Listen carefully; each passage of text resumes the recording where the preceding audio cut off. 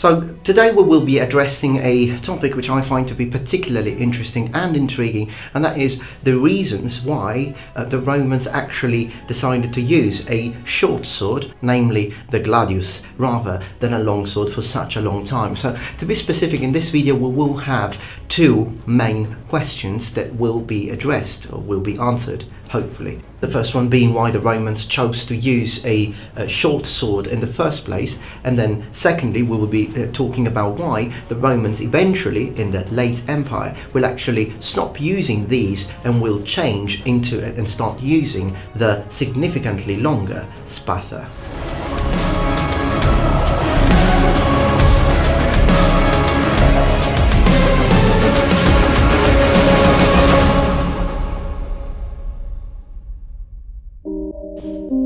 Now we know that at first the Romans used swords which were a lot closer to Greek swords, but with time the Romans will change their weapons, and from the new designs we will have the famous Roman Gladius.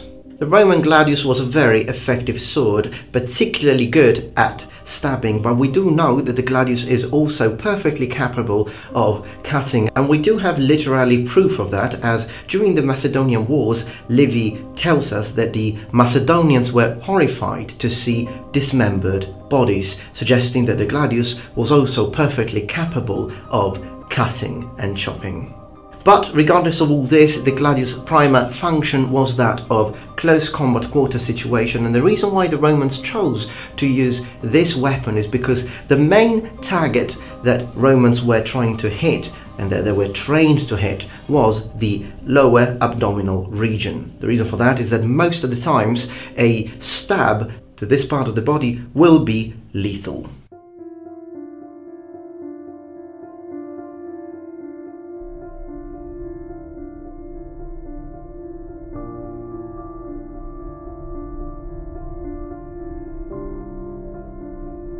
Also, another thing that we need to keep in mind is the fact that when you stab, and this is something that I have addressed more in detail in a dedicated video that I have, not to Gladius but to knives in general. It's called Knife Fights, Be Aware of Lies. I think it's got like 370,000 views at the moment, and it's quite a good video, so I suggest you to watch it. But in that, what I say basically in that video is that although I am talking about knives there specifically, stabbing with a shorter pointy weapon is one of the most difficult attacks to defend from. It is very effective. It's lethal. So if the Roman had chosen to use a longer sword, their effectiveness at stabbing or thrusting wouldn't have been as good, and that was what the Romans were mostly trained to do.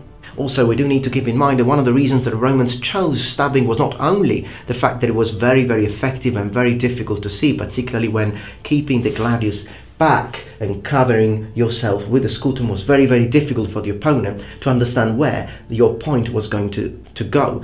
Because we do need to keep in mind that although the Romans were encouraged to thrust this area of the body, they were also trained to take any possible advantage. So they were also trained to thrust an opponent in the face or on the thighs.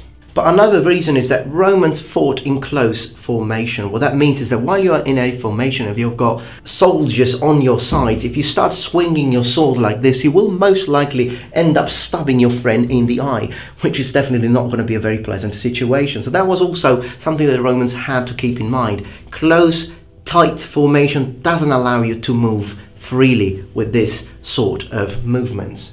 The Gladius was a very effective weapon also because not only was made of steel, and this is something that many people get wrong. Many people think that since, for example, the Roman Republic or Respublica Romana flourished during the Iron Age, that many people think that Gladius were made of iron. But when we say Iron Age, as I have said in my dedicated video, Roman armor, iron or steel, when we say Iron Age, mostly it's called like that not because only iron was available, but because most tools were made of iron. But please let me underline this: tools. As far as the Romans were concerned, most, if not all, gladius were made of steel. The Romans were already very capable of making steel. Although, and what is interesting is that sometimes in some gladius what we find is not only a gladius made with pattern welding, but also we find different levels of carbon or percentage of carbon within the same blade, and some of which, for example, are very interesting because they have a higher carbon percentage in the core and low carbon edges.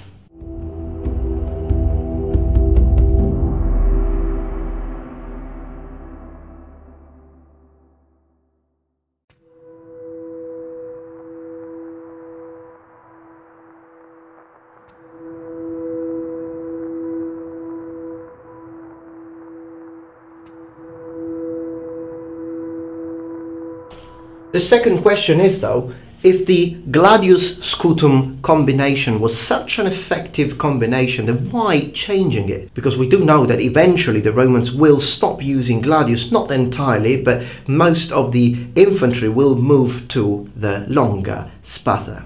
Well, what most people don't understand when they start trying to comprehend this change that occurred in history is that if you really want to understand this, you shouldn't focus on the equipment alone. If you just look at Lorica segmentata Gladius Scutum heavy infantry and compare it with the subsequent Lorica hamata Spatha and rounded shield version of heavy infantry, which will replace the traditional imperial Roman legion, then if you focus only on the armament, then you will not see what is really going on. To understand these changes, you need to understand the whole historical, economical and political context within which all these changes will take place.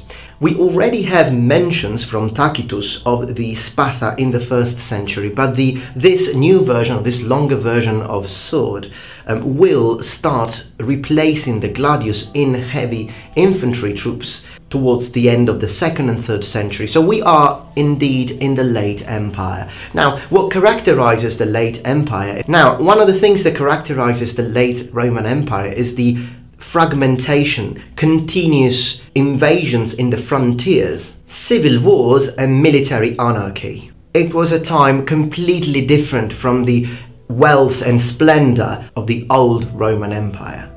During this time, it's easy to see then that from a financial and economical point of view, making hamata was a much better choice than producing lorica segmentata, which was harder to produce, required specialized smiths, and was definitely harder to repair. But what about the weapons? Isn't making a longer sword more expensive and less cost effective than making a short sword in a situation where short swords actually worked? Well, you see, at this time, Rome has a completely different approach to war. It's moving from offensive only to defensive only. And considering Rome was constantly being attacked and invaded from loads of different places, it needed to rely on something that had been almost forgotten for centuries: cavalry.